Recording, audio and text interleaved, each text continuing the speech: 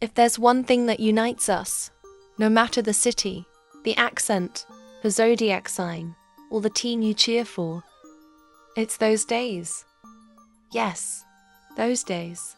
The ones that barge in without knocking, pounding on the fragile door of our sanity, like an unwanted guest you can't pretend not to be home for. And don't you dare hit me with the "it's just part of life" speech. Because it's not just that. It's Eve's curse, a genetic inheritance that, honestly, the day I get to heaven, my very first act will be to track down that woman, grab her by the hair and say, "Do you see what you did, sweetheart?" And don't come at me with the whole "an angel will hold you back" thing. No, they won't. They can try. They'll fail. My first time wasn't one of those cute teen movie moments with soft lighting and a nostalgic soundtrack. It was awkward, messy, slightly traumatic. I didn't even fully understand what was happening. The cramps? I thought it was just a stomachache. Simple. Maybe something I ate. Until, well, there were a few incidents.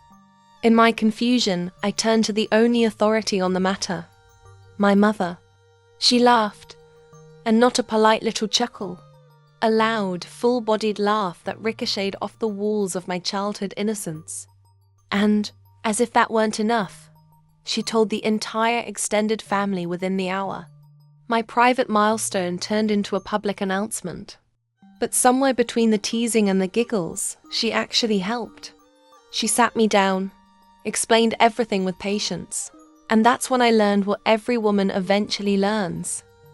There is no escape. This is a life sentence you serve in monthly installments. Month after month, the same soap opera. Money spent on pads, tampons, liners, an entire aisle of the supermarket dedicated to your suffering. Energy barely enough to face the PMS mood swings. Sacrifices made to avoid certain pleasures. And the constant, gnawing sensation that something is leaking from you. It's like living with a microscopic internal faucet you must monitor around the clock. I still remember my very first day. My friends had all planned to come over for a pool day at my house. I couldn't go in. And they kept asking why. Me, mumbling ridiculous excuses with the frozen smile of someone desperately trying to hide a secret that everyone has already guessed. I'm certain not a single one of them bought my story. And who hasn't had an embarrassing moment because of it? One of my friends, blessed soul, never had cramps. She completely forgot to keep track of the calendar. Until she felt it. And you know exactly what I mean. When you feel it, the damage is already underway. Or worse, the waterfall has already begun. She glanced down discreetly. Light blue jeans. Slowly staining. And, as if the universe wanted to see how far her humiliation could go, she was in the car with him. Yes, him. The crash. One of the rare occasions when he actually came to pick her up himself. Just the two of them. Music playing, the car smelling faintly of laundry detergent. Her laughing at his jokes. Until fate decided, nope. She tried to move as little as possible. Grabbed her bag pretending her phone had just vibrated. Dug through it frantically. Not a single pad. Not even a panty liner. Panic began to swell in her chest. Her stomach twisting, throat dry. Tears welled up.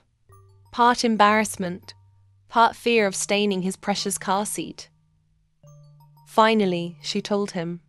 And to her surprise, he was more concerned than she was. He asked if she had cramps, if she'd still be able to go to the weekend cabin trip, and without a moment's hesitation, made a U-turn, so she could change clothes and take a shower. And yes, they're dating now.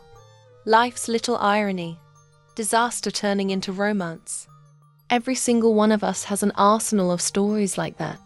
I once fell wearing heels because my feet were swollen, but my stubbornness was bigger than my common sense. I've left the pool believing everything was under control, only to find out, Oh no, it wasn't. I've seen girls shower obsessively, as if trying to scrub off the very concept of existing. I've seen others miss out on dates with ridiculously handsome guys because they couldn't keep anything down without feeling nauseous, or because the migraine wouldn't quit. And then there are the ones who lock themselves away, because their bodies decide it's the perfect time to pair cramps with. Digestive emergencies. And yes, you know exactly what I mean. Then there are the little sabotages our own bodies like to stage. PMS deciding that right now is the perfect moment to make you cry over a cereal commercial. The ravenous hunger that demands chocolate as if it were a survival necessity. The bloating that turns your favorite genes into a medieval torture device. And that silent, simmering irritability that makes you hate the sound of other people breathing. Thank God it doesn't last all month. It's 3 days, 5, sometimes 7. But long enough to collect stories, stack up stress, and drain your wallet. And sometimes I think, men should have to experience this at least once in their lives. Would they survive it? I would love to see my boyfriend with throbbing feet, begging for a foot massage, or my dad with an uncontrollable craving for chocolate. And at the very least, it would give me the perfect excuse to remind them that we are not fragile. We are survivors. I once read that men have their own bad days caused by low testosterone levels. They get irritable, moody, a little snappy. But, honestly, that's not even 1% of what we deal with. And if it ever came down to deciding who gets to fight Eve in heaven, my vote goes to us.